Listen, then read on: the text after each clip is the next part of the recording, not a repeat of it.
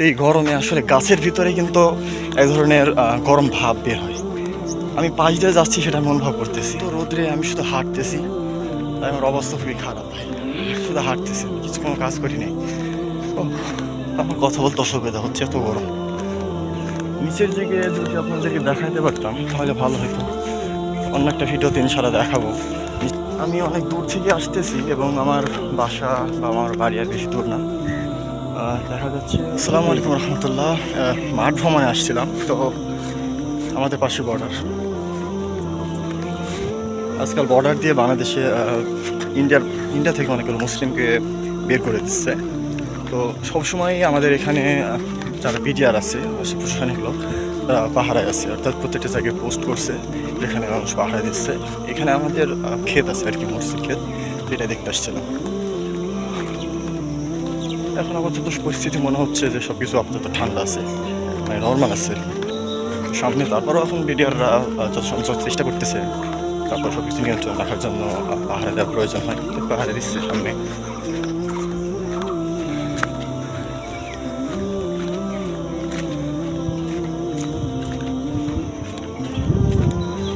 এদিকে যদিও খুবই গভীর জঙ্গল, না আমার দুই সাইডের জঙ্গল আছে, অনেক জঙ্গল। আমার আসলে যে ভাই এবং বোনগুলো ঘরের মধ্যে থেকে অথবা এসি রুমের ভিতরে বসে থেকে মনে করে যে আমরা আসলে কঠোর পরিশ্রম করি, আসল পরিশ্রম মানে আসল পরিশ্রম আপনাকে বুঝতে হলে সেটা আপনাকে আসলে ক্ষেত ভ্রমণে আসতে হবে।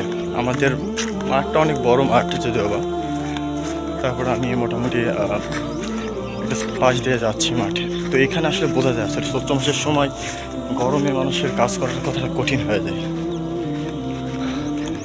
যদিও বা যে যেখানে থাকে সে মনে করে যে আমি হয়তো সবচেয়ে বেশি পরিশ্রম করতেছি, কিন্তু আসল পরিশ্রম আসলে মাঠে ঘাটাটাই।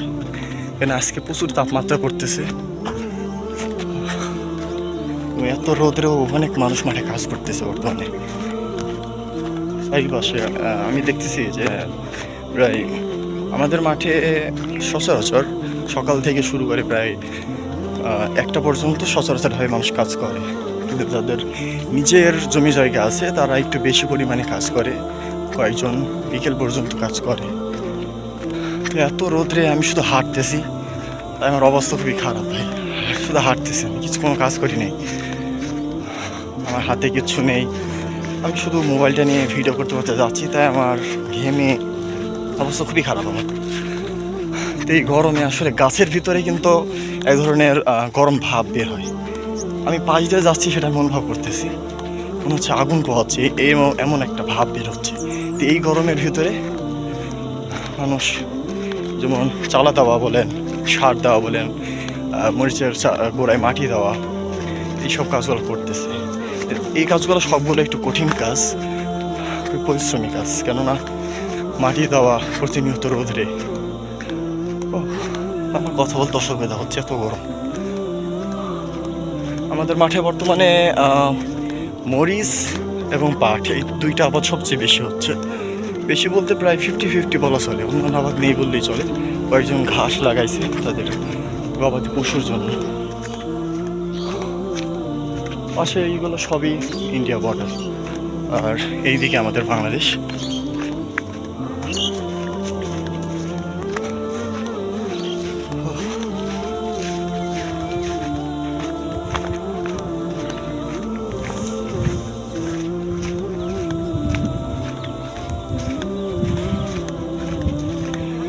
যদিও বা এখন আমাদের মাঠে পানি নিয়ে কোনো সমস্যা হয় না, সেটা সেচের পানি হোক বা পান করার যোগ্য পানি, প্রত্যেকটা জায়গায় জায়গায় পানি থাকে। আমাদের যেহেতু এইদিকে বর্ডার, তার মানে এইদিকে আমাদের বাংলাদেশ, আর এইদিকে প্রায় 50 মিটার, প্রায় 50 মিটার দূর দূরই টিউবওয়েল আছে আলহামদুলিল্লাহ। পানি নিয়ে জন্য আমাদের কাউকে কষ্ট করতে হয় না। একটা সময় দেখছি আমি আমার চাচাদের মুখে গল্প শুনছি যে একজনের এত পানি পিপাসা লাগছিল, বিশ্বাস করবেন না হয়তো বা, তো মোষ যেটাকে বলি আমরা, সেটা আসলে প্রস্তাব পর্যন্ত পান করছিল নাকি। এটা সত্যতা যেতে বা জানি না, তবে বিশ্বচলকদের থেকে শুনছি আর কি। এটা আগে টিউবওয়েলই ছিল না আমাদের মাঠে, এখন তো প্রত্যেক জায়গায় জায়গায় টিউবওয়েল আছে আলহামদুলিল্লাহ। তবে আমি আজকে একটা বিষয় লক্ষ্য করলাম যে অন্যদের তুলনায় মানে অন্য অন্য দিনের তুলনায় আজকে কিন্তু মাঠে মানুষ একটু কম আছে। জানি না কোন কারণে, হয়তো বা অতিরিক্ত গরম পড়তেছে এই কারণে হয়তো বা অনেকে মানুষ আসে না, তবে পর্যাপ্ত লোক থাকে। আর আমি অনেক দেরিতে মাঠে আসছি, তো তবে এখন বাজে প্রায় 12:30 11:30। তো এই সময় অনেকেই কাজ করে অলরেডি বাড়িতে চলে যায়, অর্থাৎ ভোরবেলায় আসে এবং তারা কাজ করে বাড়িতে চলে যায়। যেমন যেদিকে আমি যদি দেখাই, এদিকে মাটি দেওয়া হয়েছে, এগুলো আজকে দেওয়া হয়েছে এবং এগুলো দিয়ে তারা অলরেডি বাসায় চলে গেছে আশা রাখতেছি। তবে অনেকে কাজ করতেছে এখন।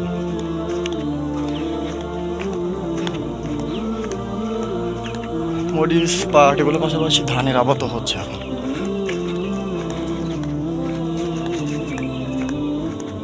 নিচের দিকে যদি আপনাদেরকে দেখাতে পারতাম তাহলে ভালো হতো।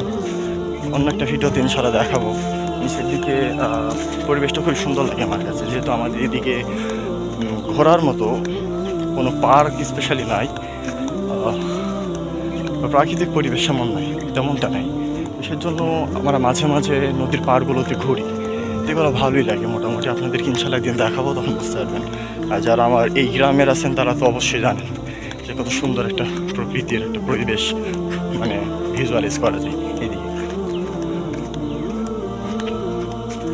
মাঠের রাস্তা যদিও এখনো পাকা হয় নাই, তাই দেখতে পাচ্ছেন পুরো একটা কি অবস্থা রাস্তার, নদীর মতো একটা অবস্থা। পাশ দিয়ে একটা রাস্তা, তারপরে এর মধ্যে দিয়ে যেমন মোষ গরু বা হচ্ছে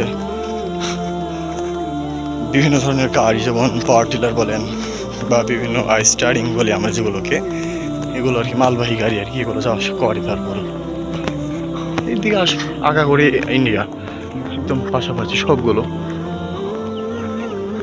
সামনে একটা বিডিআর ক্যাম্প আছে, যেটা সাময়িকভাবে করা হয়েছে, যেহেতু পরিবেশ এখন পরিস্থিতি খারাপ সেই কারণেই করা হয়েছে। বিডিআরও অলরেডি আছে। আমি আপনাদেরকে হালকা করে দেখাবো, যেহেতু তার সাথে কথা বলতে পারবো না আমি, যেহেতু প্রথম ভিডিও তো একটু লোকজন আবশ্যক আছে।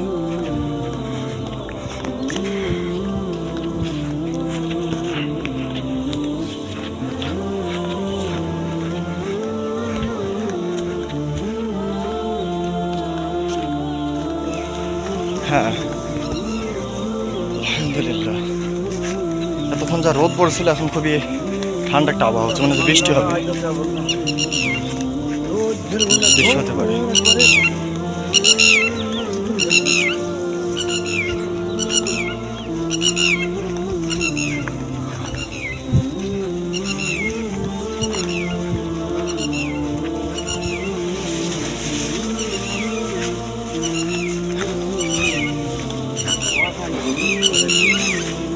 এখন আবহাওয়াটা মোটামুটি ঠান্ডা লাগতেছে, তাই না? 5 মিনিট আগে যে গরম পড়তো।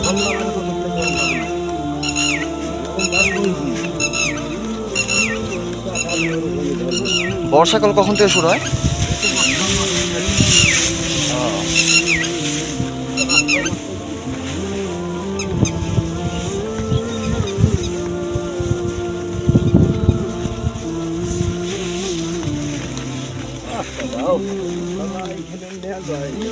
এখানে চারিপাশেই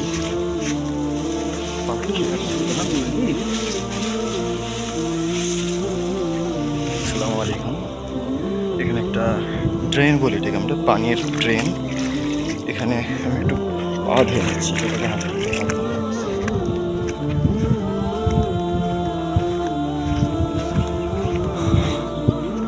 এটাকে আমরা ডিপ বলি। যাই হোক, এখানে এই পানি নামা হয়, সুন্দর একটা ভিউ আমি দেখাচ্ছি এদিকে। মাশাআল্লাহ, আমাদের মাঠটা অনেক সুন্দর লাগে আমার কাছে। স্পেশালি আমি অনেক দূর থেকে আসতেছি এবং আমার বাসা বা আমার বাড়ি আর বেশি দূর না। দেখা যাচ্ছে ওই যে বাগানটা আছে, বাগানটার পরে এলাকা, তখন পাড়া শুরু, আমাদের পাড়া শুরু, সেখানে আমার বাড়ি।